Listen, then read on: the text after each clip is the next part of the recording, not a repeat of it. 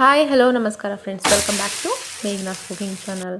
ಇವತ್ತು ಉಳಿದ ಅನ್ನದಿಂದ ಒಂದು ಸ್ಪೆಷಲ್ ಆಗಿ ತುಂಬಾ ಟೇಸ್ಟಿಯಾಗಿರುವಂತಹ ಒಂದು ಮಸಾಲೆ ರೊಟ್ಟಿನ ಮಾಡ್ತಾಯಿದ್ದೀನಿ.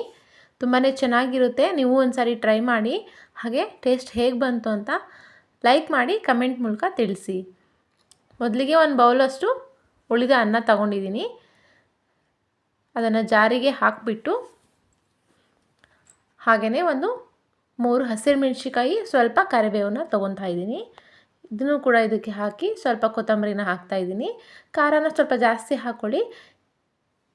ಅನ್ನದ್ದಲ್ಲ, ಆಮೇಲೆ ಸ್ವಲ್ಪ ಹಿಟ್ಟು ಎಲ್ಲ ತರಕಾರಿ ಹಾಕೋದ್ರಿಂದ ಸ್ವಲ್ಪ ಉಪ್ಪು ಖಾರ ಜಾಸ್ತಿನೇ ಇರಬೇಕು. ಹಾಗಾಗಿ 1 ಟೇಬಲ್ ಸ್ಪೂನಷ್ಟು ಜೀರಿಗೆ, ಒಂದು ಸ್ವಲ್ಪ ಬೆಳ್ಳುಳ್ಳಿ, ಸ್ವಲ್ಪ ಉಪ್ಪನ್ನು ಹಾಕಿಬಿಟ್ಟು ನುಣ್ಣಗೆ ರುಬ್ಕೋಬೇಕು. ಸ್ವಲ್ಪ ನೀರು ಹಾಕ್ಕೊಳ್ಳಿ.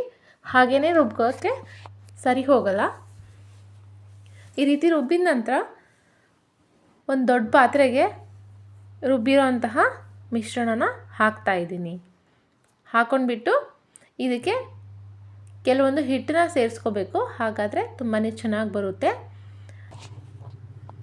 ಈ ಸ್ಪೂನ್ ಅಳತೆಯಲ್ಲಿ 2 ಸ್ಪೂನಷ್ಟು ಅಕ್ಕಿ ಹಿಟ್ಟನ್ನ ಹಾಕ್ತಾಯಿದ್ದೀನಿ. ಹಾಗೆ 1 ಸ್ಪೂನಷ್ಟು ಜೋಳದ ಹಿಟ್ಟನ್ನ ಹಾಕ್ತಾಯಿದ್ದೀನಿ. ಹಾಗೆ 2 ಟೇಬಲ್ ಸ್ಪೂನಷ್ಟು ಗೋಧಿ ಹಿಟ್ಟು ಅಂದರೆ ಚಪಾತಿ ಹಿಟ್ಟನ್ನ ಸೇರಿಸ್ತಾ ಇದ್ದೀನಿ. ಹಾಗೆಯೇ 2 ಟೇಬಲ್ ಸ್ಪೂನಷ್ಟು ಕಡಲೆ ಹಿಟ್ಟು, ಬಜ್ಜಿ ಬೋಂಡಕ್ಕೆಲ್ಲ ಯೂಸ್ ಮಾಡ್ತೀವಲ್ಲ ಆ ಕಡಲೆ ಹಿಟ್ಟನ್ನ ಸೇರಿಸ್ತಾ ಇದ್ದೀನಿ. ಚಿಕ್ಕದಾಗಿ ಕಟ್ ಮಾಡ್ಕೊಂಡಿರೋಂಥ ಮೆಂತ್ಯ ಸೊಪ್ಪು ಹಾಗೆ ಪಾಲಕ್ ಸೊಪ್ಪನ್ನ ಇದಕ್ಕೆ ಸೇರಿಸ್ತಾ ಇದ್ದೀನಿ. ಇನ್ನೂ ಎಕ್ಸ್ಟ್ರಾ ಬೇಕಂದರೆ ಸೊಪ್ಪು ಸೇರಿಸ್ಕೋಬೋದು. ಸಬ್ಬಸಿಗೆ ಸೊಪ್ಪು ಹಾಕ್ಬೋದು.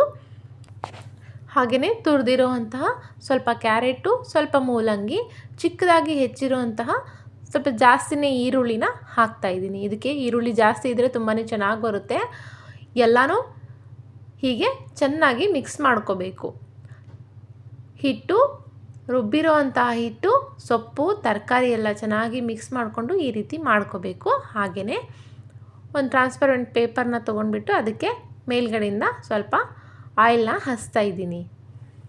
ಹೀಗೆ ಹಚ್ಬಿಟ್ಟು ಕಲಸಿರೋಂತಹ ಮಿಶ್ರಣ, ಈ ಹಿಟ್ಟನ್ನು ಸ್ಮಾಲ್ ಪೋರ್ಷನ್ ಆಗಿ ತಗೊಳ್ಳಿ. ಸ್ವಲ್ಪ ಜಾಸ್ತಿನೇ ತಗೊಂಡ್ರೆ ರೊಟ್ಟಿ ದೊಡ್ಡದಾಗಿ ತಟ್ಕೋಬೋದು. ಹೀಗೆ ಕೈಗೆ ಅಂಟ್ತಾ ಇರುತ್ತೆ ತಟ್ಟಬೇಕಾದ್ರೆ. ಆವಾಗ ಆಯಿಲ್ ಬದಲು ನೀರನ್ನ ಹಚ್ಚಿ ಮೇಲಿಂದ ತಟ್ಟಬೇಕು. ಆಯಿಲ್ನ ಜಾಸ್ತಿ ಯೂಸ್ ಮಾಡೋದಕ್ಕಿಂತ ನೀರನ್ನ ಯೂಸ್ ಮಾಡಿದರೆ ಇನ್ನೂ ಚೆನ್ನಾಗೆ.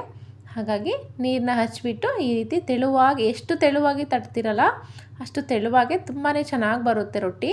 ಎಲ್ಲೂ ಕೂಡ ಹರಿಯಲ್ಲ. ತಿನ್ನೋಕ್ಕೂ ಮಾತ್ರ ಅಷ್ಟೇ ಸಖತ್ತಾಗಿರುತ್ತೆ. ನೋಡಿ, ಈ ರೀತಿ ತಟ್ಕೊಂಡ ನಂತರ ಸೈಡಿಗೆ ಹಂಚಿನ ಕಾಯಕ್ಕೆ ಇಟ್ಬಿಟ್ಟಿದ್ದೆ. ಆಲ್ರೆಡಿ ಹಂಚು ಬಿಸಿ ಆಗಿದೆ. ಅದಕ್ಕೆ ಸ್ವಲ್ಪ ಎಣ್ಣೆ ಹಚ್ಬಿಟ್ಟು ಹೀಗೆ ತಟ್ಟಿರೋ ರೊಟ್ಟಿನ ಅದಕ್ಕೆ ಹಾಕ್ಬಿಡಿ. ಒಂದು ಸೈಡ್ ಚೆನ್ನಾಗಿ ಬೆಂದ ನಂತರ ಮತ್ತೆ ಒಂದು ಸೈಡು ತಿರುವು ಹಾಕ್ಕೊಳ್ಳಿ. ಅದನ್ನು ಕೂಡ ಚೆನ್ನಾಗಿ ಬೇಯಿಸ್ಕೊಳ್ಳಿ. ಮೀಡಿಯಮ್ ಊರಿಲಿ ನಿಧಾನಕ್ಕೆ ಬೇಯಿಸ್ಕೊಳ್ಳಿ. ಹೈ ಫ್ಲೇಮಲ್ಲಿ ಇಟ್ಕೊಂಡು ಬೇಯಿಸ್ಕೊಂಡ್ಬಿಟ್ರೆ ಒಂದೇ ಸಾರಿ ಮೇಲೆಗೆ ಕಪ್ಪಗಾಗ್ಬಿಡುತ್ತೆ, ಒಳಗೆ ಚೆನ್ನಾಗಿ ಬೇಯಲ್ಲ. ಹಾಗೆ ಮೇಲ್ಗಡೆಯಿಂದ ಎಣ್ಣೆನೋ ಇಲ್ಲ ತುಪ್ಪನೋ ಹಾಕ್ಕೊಂಡ್ಬಿಟ್ರೆ ತುಂಬಾ ಚೆನ್ನಾಗಿ ಬರುತ್ತೆ.